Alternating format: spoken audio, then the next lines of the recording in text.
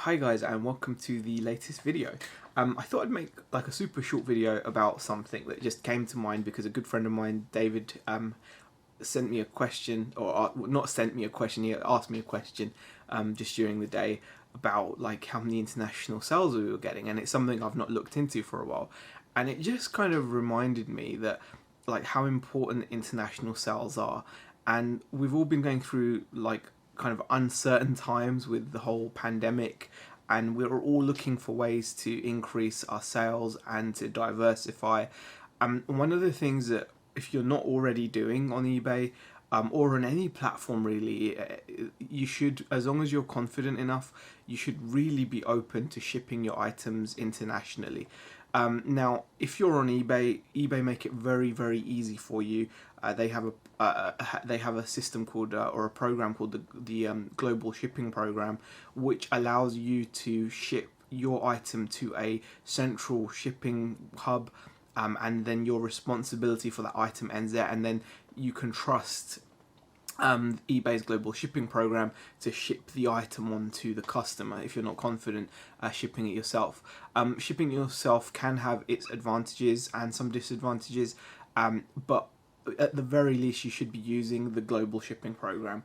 And the reason why I say this is you could be potentially losing out on at least 20%, really, I'd say, of sales.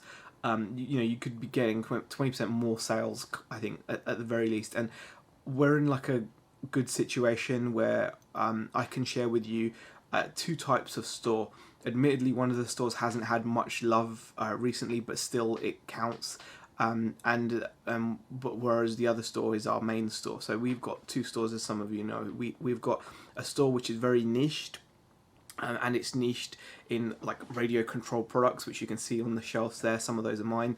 And then we've got a store which is a general store. So that's a store where we find items from, charity shops, car boots, Facebook Marketplace. So it's much more eclectic, much more random, as it were. And so you'd think that maybe you only need to worry about international shipping as such if you're doing a niche store. Now, from what I can see from my numbers, that's not true. Even if you've got a bric-a-brac style store where you don't know what you're going to be listing from one day to the next, the importance of an international market, you cannot underestimate it. What I'm actually going to do is just going to move you over and show you both like my PayPal screen for the RC store and the PayPal screen for the general store, which does a breakdown of how many of our sales are international and how many of them are domestic. So let me just show you, and then you can have a look for yourself to see how much you could potentially be missing out on if you're not already doing international shipping. There is one account. Now that account there is the RC store, and as you can see, it's 61% domestic sales and 39% international sales. So that's quite a huge amount, almost a 60-40 split. So if I wasn't selling internationally, can you imagine losing 39 or almost 40% of sales just by not offering your product to the world?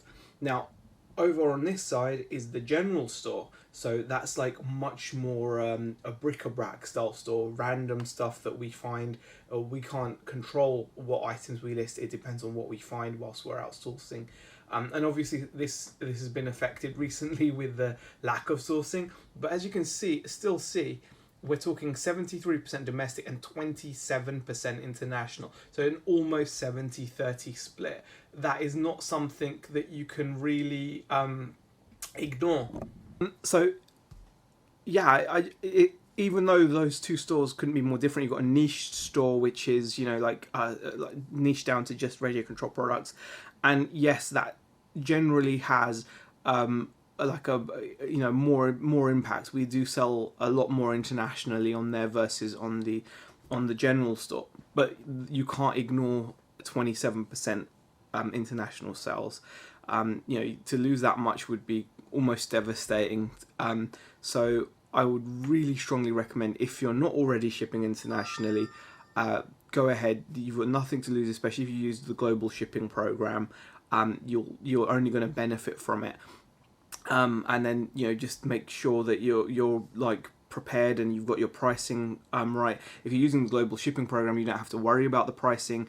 eBay themselves work out the costs to all the other countries that they ship to, and you just have to ship it like a normal domestic product.